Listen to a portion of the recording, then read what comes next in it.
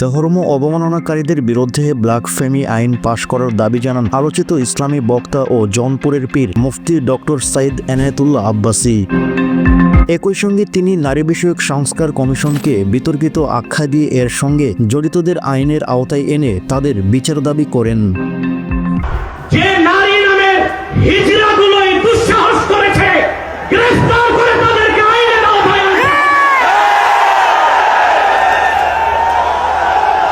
আরেকটি বিষয় হচ্ছে ডক্টর ইউনূসকে বক্তব্য পরিষ্কার করতে হবে। শনিবার ৩ মে সকালে সোহরাওয়ার্দী উদ্যানে হেফাজত ইসলাম বাংলাদেশের মহাসমাবেশে তিনি এসব কথা বলেন।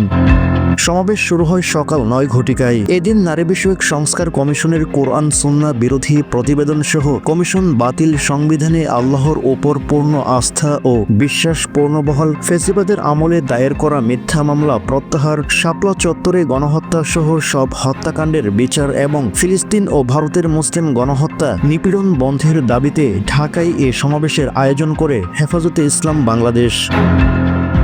সমাবেশে মুফতি আব্বাসী বলেন, এই সরকার নারী কমিশন করে মানুষের ধর্মীয় অনুভূতিতে আঘাত করে। করিডোর মিয়ানমারের রাখাইনে মানবিক করিডোর দিয়ে স্বাধীনতাকে হুমকির মুখে ফেলে দেন। হেফাজতে ইসলাম রাজনীতি করবে না, তবে রাজনীতির নিয়ন্ত্রণ করবে বলে উল্লেখ করে তিনি বলেন, 53 বছর আমাদের ঘাড়ে পা দিয়ে ইসলাম বিরোধী শক্তি ক্ষমতায় থাকে। আগামীতে আলেম ওলামাকে ছাড়া কোনো সিদ্ধান্ত জনগণ মানবে না। কেউ আমাদের দিকে চোখ তুলে তাকালে চোখ উপড়ে ফেলা হবে। আলেমদের মুক্তি না হওয়া পর্যন্ত নির্বাচন হতে দেওয়া হবে না। এ সময় তিনি কাদিয়ানীদের অমুসলিম ঘোষণার দাবিও জানান।